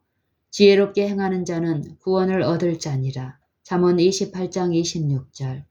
교황과 같은 사람은 오직 하나님에게만 속하는 자리에 앉아서 의논하려고 하는 자이다. 자신의 의논을 따르면서 자신을 교황과 같은 사람으로 만드는 사람은 다른 사람에게 독재하는 사람만큼 나쁘고 그 자신이 아닌 어떤 다른 교황 같은 사람의 의논을 따르는 사람보다 잘못된 위험성이 더 크다. 만일 어떤 사람이 완전히 이런 교황을 따른다면 로마 카톨릭의 교황을 받아들일 위험성이 더욱 많은 것이다. 왜냐하면 그는 다른 어느 사람보다도 로마 카톨릭 교황의 습관에 많은 경험을 가졌기 때문이다. 그러나 우리에게는 하나님의 말씀이 있기 때문에 다른 어떤 것도 필요하지 않다. 하나님께서 말씀하실 때 지혜 있는 사람은 즉시 순종하며 심지어는 자기 자신의 마음과도 의논하지 않는 것이다. 주님의 이름은 모사이며 그의 모략은 기묘하다. 그분의 말씀을 들으라. 이 하나님은 영영이 우리 하나님이시다. 시편 48편 14절.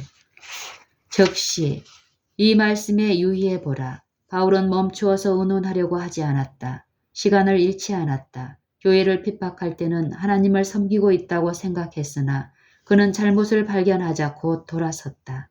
나사렛의 예수를 보았을 때에 즉시 자기의 주로 인정하고 주여 내가 무엇을 행하기를 원하시나이까? 라고 외쳤다. 그는 올바른 길에서 즉시 이를 착수하기를 기뻐했다. 이것은 깊이 생각하여 볼 가치가 있는 하나의 모본이다. 누구나 진실한 마음으로 주의 계명을 지키기에 신속히 하고 지체치 아니하였나이다. 주께서 내 마음을 넓히시오면 내가 주의 계명의 길로 달려가리이다. 라고 말하게 되기를 바란다. 시편 119편 60절 32절. 이방인은 이교도. 바울은 그리스도께서 자기 안에 나타나신 것은 이방인 가운데 그를 전파하도록 하기 위한 것이라고 말한다.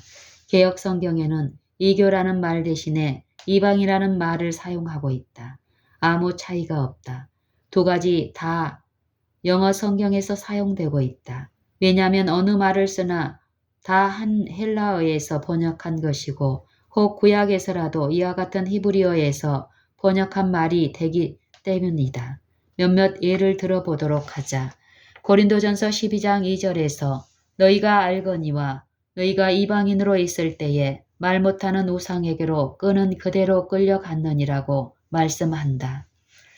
이것은 이교다라는 평범한 말에서 온 것이며 이 구절 자체가 이방인은 곧 우상을 숭배하는 이교도라는 것을 보여주고 있다. 고린도인들이 원래는 이방인이었지만 그리스도인이 될 때에 그런 일을 버렸다는 것에 유의하여야 한다. 에베소서 2장 11절 12절에서 그러므로 생각하라. 너희는 그때의 육체로 이방인이요 손으로 육체에 행한 할례당이라 칭하는 자들에게 무할례당이라 칭함을 받는 자들이라. 그때의 너희는 그리스도 밖에 있었고 이스라엘 나라 밖의 사람이라. 약속의 언약들에 대하여 외인이요 세상에서 소망이 없고 하나님도 없는 자이더니 라고 말씀한다. 분명히 이방인이 되는 것은 매우 부끄러워할 수 없는 상태에 있는 것을 말한다. 분명히 이방인이 되는 것은 매우 부러워할 수 없는 상태에 있는 것을 말한다. 우리는 하나님이 처음으로 이방인 중에서 자기 이름을 위할 백성을 취하시려고 저희를 권고하신 말씀을 볼 수 있다. 사도행전 15장 14절. 그리고 야고보는 안디옥과 다른 지방의 신자들을 이방 중에서 하나님께로 돌아오는 자들이라고 말하였다. 하나님의 백성은 이방 중에서 빼냄을 받은 자들이다. 그러나 빼냄을 받을 때에 이방인으로서는 끝이 났다. 이스라엘의 조상 아브라함이 이교도들 가운데서 취함을 받았으므로 모든 이스라엘은 이방인 가운데서 취함을 받은 것이다. 이와 같이 하여 이방인의 충만한 수가 들어오므로 온 이스라엘이 구원을 얻을 것이다. 로마서 11장 25절 26절.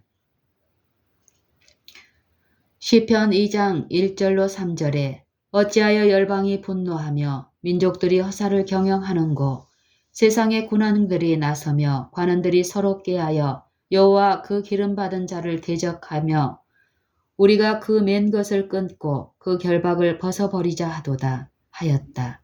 여호와의 그 기름 부음 받은 자, 즉 그리스도를 대적하여 얼마나 많은 사람들에게 이 말씀이 성취되고 있는가. 그들은 의기양양하게 이방인에게 십계명을 지키라고 명령하는 곳을 보여달라고 외친다. 이것은 곧 그들은 이방인이라는 의미이며 이렇게 하여 하나님의 율법에서 도망치려고 생각한다.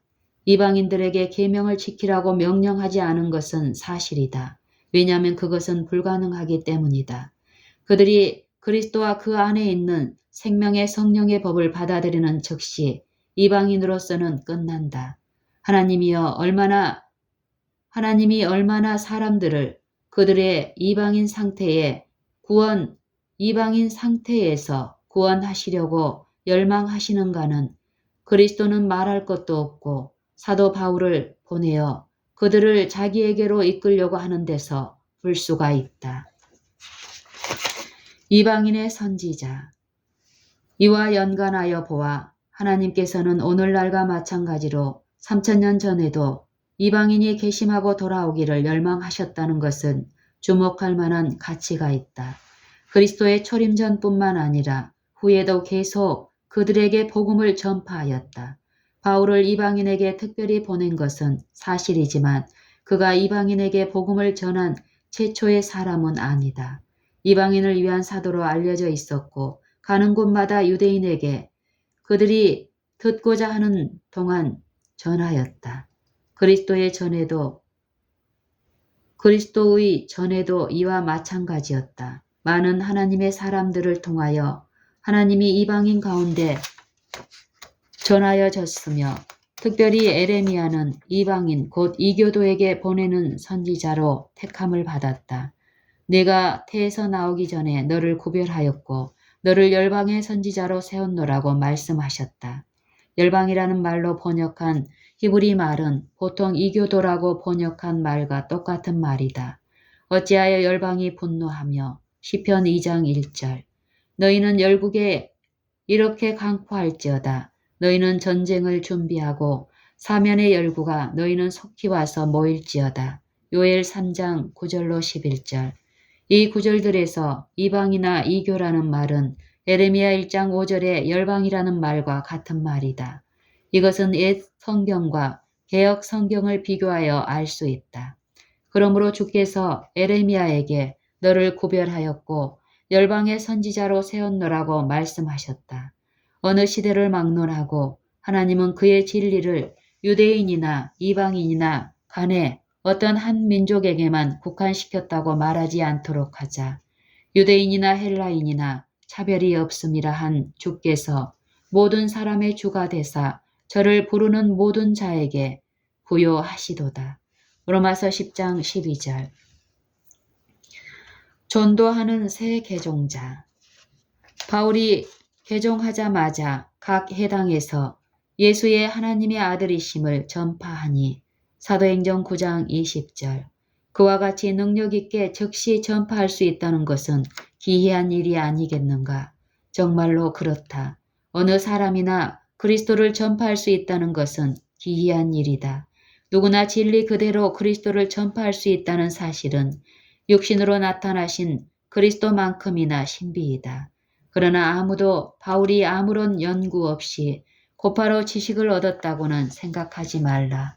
그의 모든 평생을 바쳐서 성경을 부지런히 연구하였다는 것을 잊어서는 안 된다. 랍비가 히브리어 성경을 모두 또는 대부분을 외워서 암송하는 것은 드문 일이 아니며 다른 어떤 동년배들보다 훨씬 뛰어난 바울이 성경의 말씀을 잘 아는 것은 머리 좋은 학생이 구구단을 애우고 있는 것과 같은 것이다. 그러나 그의 마음은 조상들의 유전으로 눈멀어 있었으며 또 동시에 이것은 그의 뇌리 속에 깊이 박혀 있었다. 그가 다메섹으로 가는 도중 빛이 그에게 비추었을 때에 눈이 먼 것은 그의 마음의 눈 멀음을 말한 것임에 불과하다. 그리고 아나니아가 그에게 말했을 때에 눈에서 떨어진 비늘은 그의 안에 있는 말씀이 비추어 나오고 유전의 어두움이 사라지는 것을 말해준다. 바울의 경우는 일찍이 성경을 읽거나 연구한 적이 없는 새 개종자들의 경우와 매우 다르다. 이와 같은 사람이 참으로 그리스도께서 그에게 한 일을 말할 수 있고 그것으로 말한 선한 일을 할 수 있을 것이다. 그러나 사람들에게 생명의 도를 완전하게 가르쳐주고 그들을 의의 길로 인도할 수 있기 위하여는 많은 성경 연구가 필요하다. 아라비아 광야의 바울 많은 사람들은 바울이 그 놀라운 계시들을 받고 하늘로 이끌려 가서 말할 수 없는 말을 들은 것은 그가 아라비아에 있을 때였다고 생각을 해왔다. 그렇게 생각할 수도 있지만 그가 하늘의 사물을 계시로 본 것은 그때에만 국한시켜 결코 생각할 수가 없다. 사도는 그의 온 생애를 하늘과 밀접한 교통을 하는 생애로 보냈으며 그러므로 하늘에서 보이신 것은 하늘에 대한 계시가 그의 눈에서 감추어지지 않았다고 확신할 수 있을 것이다. 사도행전 26장 19절 또 역시 전도가 그의 필생의 사업이었기 때문에 줄곧 아라비아에만 있으면서 연구하고 명상하면서 보내지 않았다는 것도 확신할 수가 있다. 그는 너무나 가혹한 핍박자였으나 하나님의 은혜를 너무나 풍성히 받았으므로 그 은혜를 다른 사람에게 나타내지 않은 모든 시간을 잃어버린 시간으로 여겼으며 만일 복음을 전하지 아니하면 내게 화가 있을 것이미로다 라고 느끼었다. 고린도 전서 9장 16절. 바울은 개종한 즉시 다메섹에 해당해서 전도하였으며 그 후에 아라비아로 갔다. 그러므로 아라비아 사람들에게도 복음을 전했다고 결론을 내리는 것은 극히 당연할 뿐이다. 거기서도 전파했지만 유대인들에게 전했을 때에 받았던 반대를 받지는 않았다. 그러므로 그의 전도가 바로 그의 앞에 전개되었던 새로운 세계들에 대한 영상을 그렇게 방해하지는 않았을 것이다. 핍박자가 전도자로. 다만 우리를 핍박하던 자가 전에 잔해하던 그 믿음을 지금 전한다는 말을 듣는 것은 참으로 놀라운 일이다. 다소의 사람 사울의 경우를 볼 때에 복음의 반대자들을 돌이킬 수 없는 일로 보지 않도록 하자. 반대를 하는 자들을 온유한 마음으로 가르치도록 하자. 하나님께서 그들을 해결시켜 진리를 받을지 누가 알 수 있겠는가. 어떤 사람은 바울에 대해서 이렇게 말했을 것이다. 그는 다른 사람과 마찬가지로 분명하게 빛을 받았다. 모든 기회를 가졌었다. 스데반의 영감 있는 증거를 들었을 뿐만 아니라 많은 순교자들의 죽어가면서 하는 고백을 들었다. 그는 완고한 사람이어서 그로부터 어떤 선을 기대할 것은 소용없는 일이다. 그러나 그 같은 사울이 전에는 아주 가혹한 핍박자였던 것 같이 지금은 가장 위대한 복음 전도자가 되었다. 진리를 반대하는 악한 사람이 있는가? 그와 다투지 말고 책망하지 말라. 온갖 가혹함과 다툼을 자행하도록 버려두고 우리는 하나님의 말씀과 기도에 매달리도록 하자. 지금은 하나님께서 욕을 받으시지만 곧 그를 통하여 영광을 받으실 것이다. 영광을 하나님께 돌리니라. 나로 말미암아 영광을 하나님께 돌리니라. 바울의 경우는 그가 하나님의 이름이 너희로 인하여 이방인 중에서 모독을 받는도다 라고 말한 자들의 경우와는 얼마나 다른가. 로마서 2장 24절. 하나님의 추종자들이라 말하는 많은 이들이 그분의 이름에 영광을 돌리는 대신 욕을 당하게 하고 있다. 그러므로 하나님의 이름이 우리로 말미암아 욕을 당하는 것은 우리 자신이 공공연하게 욕하는 자들이 되는 것만큼 나쁘다. 우리가 어떻게 그분의 이름이 욕을 받게 할 수 있는가? 너희 빛을 사람 앞에 비치게 하여 저희로 너희 착한 행실을 보고 하늘에 계신 너희 아버지께 영광을 돌리게 하라. 마태복음 5장 16절. 요약. 이제 1장을 전반적으로 간단하게 살펴보도록 하자. 1절부터 5절까지의 문화는 본 서신을 써보낸 자의 이름과 부르심 및 그의 권위에 대해서 말하고 있다. 이와 동시에 그리스도는 하나님이시라는 사실을 언급하고 있다. 아버지 하나님과 아들 예수 그리스도로부터의 축복을 말하고 있다. 그리스도는 그 자신을 우리의 죄를 위하여 주시고 사셨으며